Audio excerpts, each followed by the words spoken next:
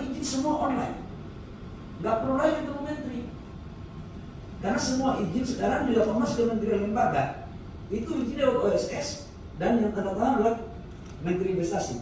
Tapi nggak usah ketemu Menteri Investasi. Karena yang saya temui hanya pengusaha yang bermasalah. Yang tidak bermasalah jangan jumpa saya.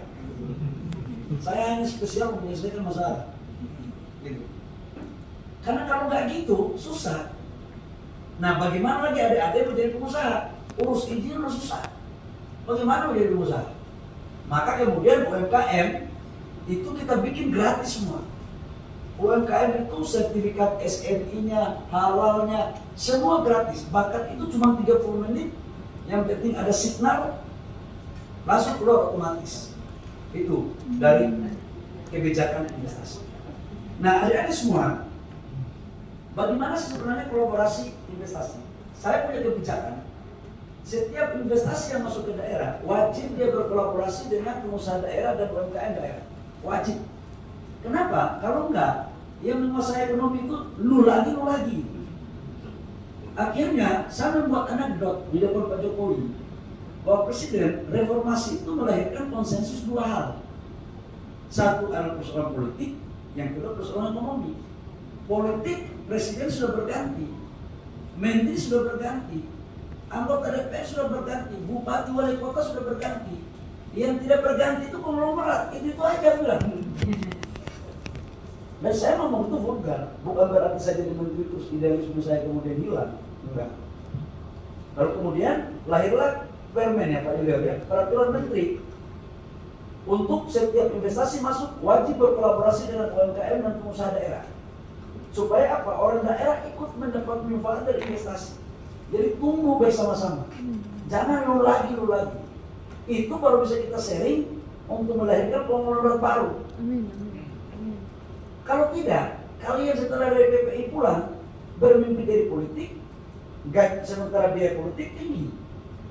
Kalau nggak jadi karyawan, kalau aktif jadi karyawan pemberontak. Iya. Andai kan pun tidak berontak, moodnya hilang gitu. Macam-macam lagi. Gitu. Iya. Saya pernah jadi karyawan soalnya. Saya itu belum menikah mana, sudah belum ya. Saya itu udah punya gaji 60 juta. Waktu menjadi karyawan, saya kerja 1 tahun saya berhenti. Kenapa? Saya nggak mau diperintah-perintah. Memang tugas saya itu memerintah aja. Waktu itu kan di Senat kan kerjaan kita memenguliti orang aja. Nah, ini ada semua. Sekarang UMKM kita protek. Supaya kalian punya data juga nih. Waktu tahun 98 krisis, yang menyelamatkan Ibu Pertiwi dari kesakitan ekonomi itu bukan konglomerat, bukan konglomerasi. Sebagian besar mereka itu melarikan diri bahkan memilihkan diri. Itu di saat 98 itu defisit ekonomi kita 13%, inflasi kita 88%, cadangan devisa kita 17 miliar US dollar. Kayak Pontius cari lain semua di pengusaha besar. Maka UMKM lah yang menjadi penyelamat ekonomi kita. Tetapi apa yang terjadi? UMKM ini nggak diperhatikan baik secara maksimal oleh negara, jujur aja. Apa ukurannya? Total unit usaha 100% itu 99,3% itu UMKM. GDP kita kontribusinya 61% itu UMKM. Lapangan pekerjaan 131 juta orang, dari 131 juta itu 120 juta itu UMKM. Tapi tahu berapa kredit yang UMKM dapatkan? Kredit lending, bank mengeluarkan kredit di nasabah, di umum itu totalnya itu 6,100 triliun. Kredit untuk ke luar negeri itu 300 triliun. Di dalam negeri itu tinggal 5.800 triliun. Tahu UMKM berapa? Hanya 1.127 triliun, tidak lebih dari 20%. Itu kemudian kita dorong kepada Presiden. Saya bilang, Pak, minimal 30% kredit lending kasih ke UMKM. Karena bagi saya, UMKM itu adalah generasi-generasi yang ada di pelosok-pelosok pedesaan, pelosok kecamatan, pelosok kabupaten, kota dan provinsi. Sehingga kekuatan ekonomi kita itu dia berimbang lurus. Tidak hanya dikuasai segmentasi khusus. Nah ini ada semua. Jadi kita ini sudah pada posisi yang jalan yang benar untuk ekonomi Indonesia. Kemudian kebijakan investasi ke depan bagaimana? Kebijakan investasi ke depan itu adalah hilirisasi. Ada semua, ini saya mau sampaikan transformasi ekonomi dan negara maju. Sekarang pendapatan per kapita kita $4.500. Kita harus minimal $10.000 sampai dengan $12.000. Kalau sekarang ini sampai ayam tumbuh gigi pun nggak bisa kita jual. Maka pola yang dipakai adalah harus melakukan transformasi ekonomi hilirisasi. Tahun kemarin kita menyetop ekspor nikel. Apa manfaatnya? Di samping kita punya neraca perdagangan surplus, tahu nggak sekarang Indonesia disegani di dunia gara-gara nikel. Mobil listrik, komponen mobil listrik itu 40% itu adalah baterai, 60% mobilnya. Baterai itu bahan bakunya nikel. Di Indonesia dari total cadangan nikel dunia di Indonesia itu 26%. Ada 4 bahan baku yang di baterai mobil itu: nikel, mangan, kobalt, litium. Yang kita nggak punya itu litium. Litium itu di Australia. Mangan punya, kobalt punya, nikel punya. Saya begitu menyetop ekspor, kita dibawa ke WTO di Eropa, dibawa kita oleh Prancis dan beberapa negara Eropa. Saya sampaikan kepada Pak Presiden, Pak, Indonesia sudah merdeka dan tidak usah kita pusing. Dan yang menyetop pertama ekspor nikel itu kami di Kementerian Investasi. Harusnya 2020 Januari, saya nyetop di Oktober 2019. Ributlah orang semua. Apa sekarang terjadi dari semua? Indonesia akan menjadi salah satu negara pemain baterai mobil terbesar di dunia hari ini. Ini yang sekarang kita lagi mainkan geoekonomi dan geopolitik. Karena 2030 Eropa 70% mobilnya sudah pakai listrik. Hampir semua dunia, karena orang sudah bicara tentang green. Orang akan meninggalkan fosil, orang akan meninggalkan batu bara. Nah, di Eropa atau di belahan dunia lain tahu Indonesia itu kan lebih banyak tahunya Bali. Karena bahkan sistem ekspor kita antara zaman VOC dengan sekarang itu beda-beda tipis. Karena tidak kita menciptakan nilai tambah. Nah kemudian kita cari investornya, sekalipun pada saat saya jadi kepala BKPM itu bahasa Inggris saya kayak kepala gitu. Jadi ternyata bahasa Inggris itu nggak menjamin untuk orang bisa mengurus investasi. Yang paling penting itu leadership. Kan banyak juga di sini yang bagian-bagian bahasa Inggris. Saya sering katakan ke mereka, kalau memang harus pintar bahasa Inggris, nggak usah jadi menteri investasi, jadi guru bahasa Inggris saja. Gitu. Nah, ada semua. Apa yang terjadi sekarang? Kita memainkan peran pemain baterai mobil terbesar di dunia itu. Satu adalah CATL, yang kedua adalah LG. Ini sekarang mereka kerjasama sama Indonesia. LG itu 142 triliun. Ini Korea, konsorsium Korea, kerjasama sama BUMN. Kemudian CATL itu 5,2 bilion US dollar, 70 triliun. Dan ini sudah jalan. Pabrik mobil listriknya sudah produksi dan sekarang sudah diekspor. Itu pertama di Asia Tenggara. Ada di semua. Nah sekarang kita kocok lagi, Eropa kita mainkan dia, kita adu mereka. Selama ini kan mereka adu Indonesia, sekarang kita adu mereka. VW sama BASF itu akan masuk ke Indonesia. Kemudian Amerika punya ada 2 perusahaan yang akan masuk. Foxconn yang sudah 20 tahun orang Indonesia mau ambil terus, ada ini APC Taiwan, ada nggak? Fauzi ada nggak Fauzi? Oh bagus. Ini Foxconn, ini juga masuk. Jadi kita mainkan barang ini. Nah kalau Indonesia pada posisi seperti itu dari dulu, clear. Tapi memang menteri-menteri kita dulu pintar-pintar, tapi pintarnya konsep. Sementara menghadapi mereka ini kan bajingan loncat semua ini. Jadi kalau nggak punya ilmu lapangan, susah. Nah, kebetulan menteri-menterinya Pak Jokowi sekarang di ekonomi, itu semua pelaku usaha yang dulu tuh kerjanya menaklukkan pejabat terus kan gitu. Ya dulu saya, Pak Eri, menteri-menteri ekonomi lain, dulu kerjaan kita mensiasati aturan dan menaklukkan pejabat. Jadi kalau kita sekarang mau ditaklukkan, saya bilang bos itu ilmu lama, ilmu kita itu saya bilang. Kenapa kau pakai untuk kita? Gitu. Jadi Indonesia ini akan maju kalau dipimpin oleh orang-orang yang secara akademiknya bagus, punya nasionalisme, tapi juga punya pengalaman lapangan. Itu baru dia bisa meng-grade. Supaya sebelum orang menipu kita sudah tahu arah tipuannya kemana. Kalau yang kuliah IP 3,5, 4 ini kan kalian nggak tahu bagaimana cara orang menipu kalian kan gitu. Biasanya tukang kerja begitu IP 2,7 itu. Karena kalau dia nggak punya ilmu itu nggak bisa lulus gitu. Jadi itulah yang bisa dia lakukan. Nah, adik-adik semua, Indonesia ke depan akan maju. Jadi kita ini sudah pada posisi jalan yang benar. Kita melarang ekspor energi baru terbarukan. Di beberapa negara tetangga kemarin datang ketemu saya menteri-menteri ini.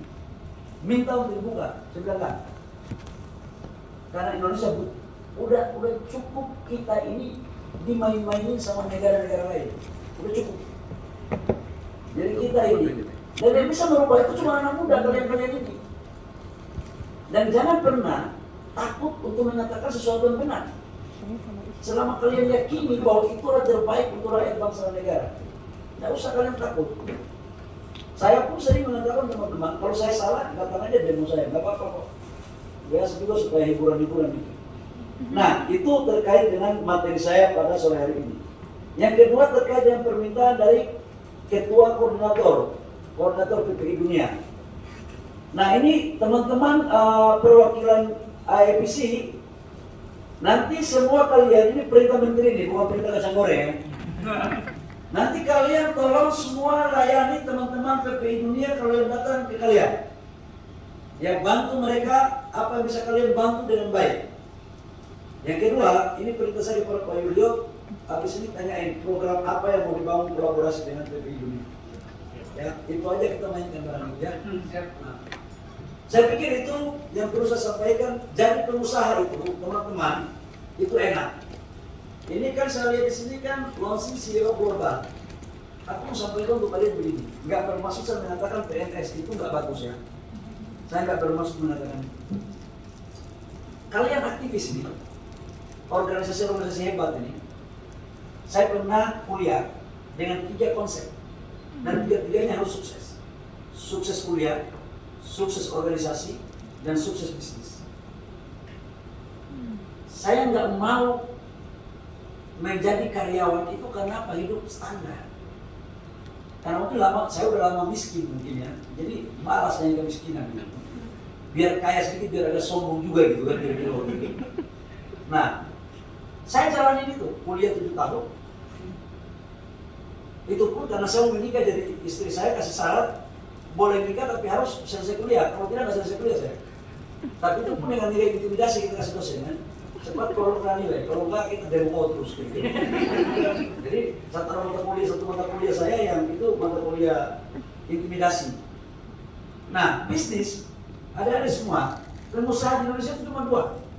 Ada pengusaha by nasab sama pengusaha by nasib. Yang kita butuh itu pengusaha by design. Nah, pengusaha by design itu teman-teman ini, anak muda ini, kalian yang sekolah bagus-bagus ini. Aku punya keyakinan kalian akan jauh lebih hebat daripada saya. Yakin saya, kenapa? Jaringan. Bisnis kalian jangan pikir bahwa harus punya modal, pakai duit. Jaringan itu modal besar. Apalagi kalian pandai nipu-nipu senior kan gitu. Mola-mola senior gitu kan. Sebenarnya esensi dari pengusaha itu bukan olah. Kalau itu kan olah. Karena benar ini Oh ini nggak ada menteri yang berani ngomong begini sama kalian. Di samping dia nggak punya pengalaman tukang kolak waktu di kampus, atau punya pengalaman tapi takut ngomong gitu. Jadi udah, jadi pengusaha baru jadi penguasa. Kalau kalian, aduh lah, kalau habis kuliah mau jadi penguasa, mau masuk di politik, kos politik tinggi bos. Dengan sistem politik model kayak begini, Masya Allah biayanya minta ampun. Jadi saran saya, jadi pengusaha itu lebih mulia. Karena yang punya titel mabrur itu cuma dua, haji mabrur dan pengusaha mabrur. Tidak ada menteri mabrur, nggak ada. Nggak ada anggota DPR mabrur. Yang ada cuma haji mabrur dan pengusaha mabrur. Jadi kalian harus betul jadi pengusaha dan memulai dari awal, nggak apa-apa. Saya juga memulai pengusaha itu dari nol, dari minus, bukan langsung. Jangan kalian lihat sudah begini baru ada paten. Waduh, dulunya mah kita kucing liar kita dulu. Jadi lakukan penuh dengan tekun. Jangan ada gengsi kalian untuk mengatakan karena saya kuliah di luar negeri, kemudian saya nggak mau melakukan hal kecil. Kalau ada persepsi itu yang dibangun, maka itu awal kegagalan kalian dalam membangun usaha. Karena pengusaha yang hebat itu pengusaha dari bawah, bangun, bangkit, jatuh, kemudian bangun lagi. Jadi jatuh bangun kan susah untuk kita mendapatkan titik equilibriumnya itu kan. Kalau grafiknya itu kan naik turun begini. Saya pikir itu beberapa hal yang perlu saya sampaikan. Ini sudah lengkap sebagai pejabat negara, ada sedikit akademisnya, ada sedikit sebagai senior dari aktivis. Nah, saya sudah kasih ilmunya semua lengkap. Kalian pakai syukur, tidak pakai rugi kalian. Tapi rata-rata sih kalau dipakai insya Allah berhasil. Amin. Ibu Dewan Penasihat Yayasan Hanida demikian. Supaya ibu tahu bahwa ya kita juga paten. Oke,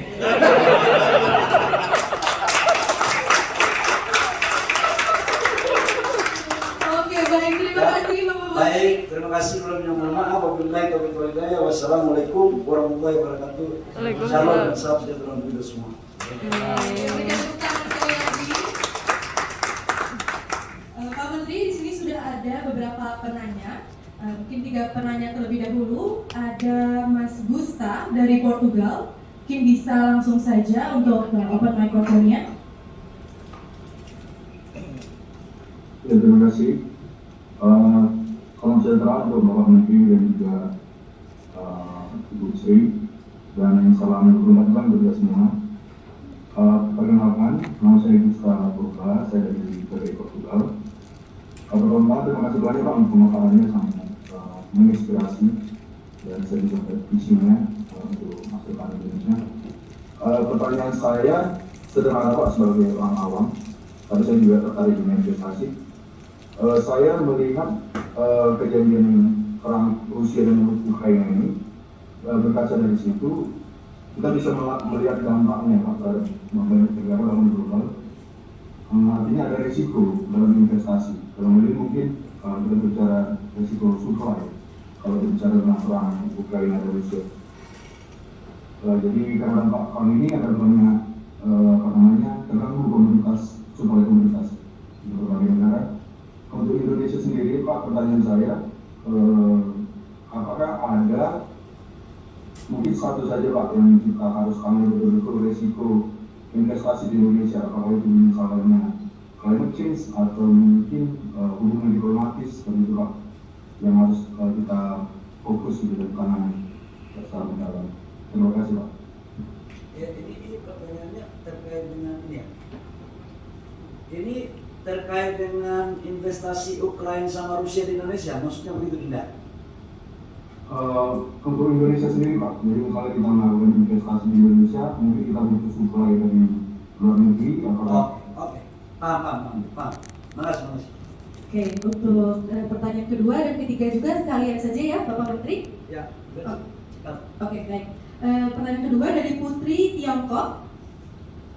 Silakan untuk open microphone-nya. Terima kasih Mbak. Selamat sore rekan-rekan. Saya Putri dari Bali. Kita berangkat dari Bali.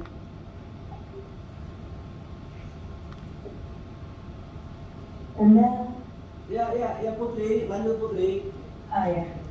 Karena waktu itu kita ketemu tentang di Makassar, kalau nggak salah kita bicara tentang startup ya. Startup Di Bali. Iya di Bali, ingat ya. Betul. Tentang startup. Waktu itu saya minta uang loh, nggak dikasih sama Anda.